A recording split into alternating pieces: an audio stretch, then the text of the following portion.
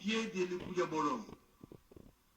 Nous disait, il s'approche des sciences exactes en sait que il faut élément matériel, élément intentionnel et élément légal et la personne responsable.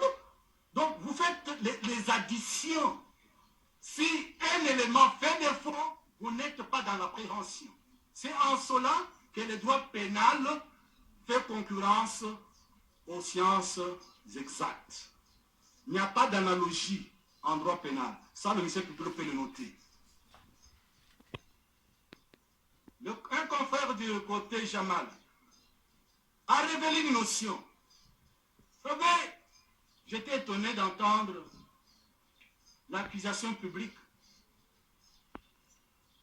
C'était une décision en termes de jurisprudence. Non. Qu'est-ce qu'on entend par jurisprudence?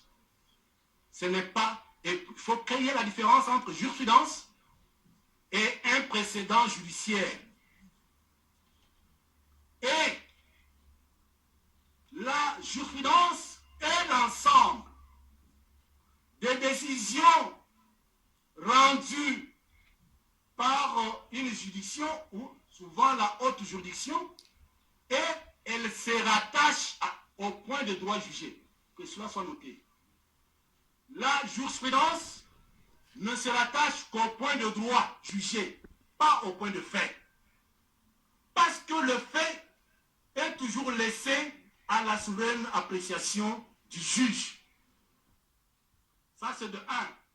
De deux, le ministère public doit retenir que nous appartenons. J'aurais bien voulu avoir l'attention de toute la composition. Donc,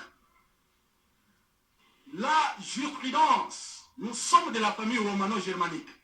Et quand ça a été enseigné, les gens pensaient que c'était pour besoin de points. Non.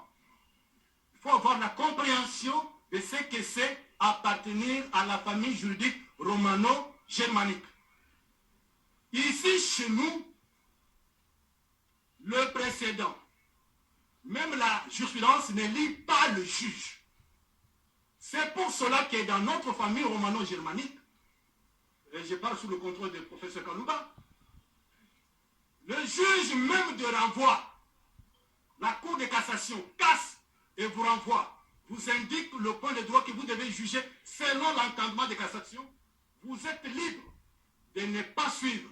C'est la raison de la deuxième cassation sans renvoi. Ça, ce sont des bonnes questions, de bonnes matières du droit pénal et du droit procédural.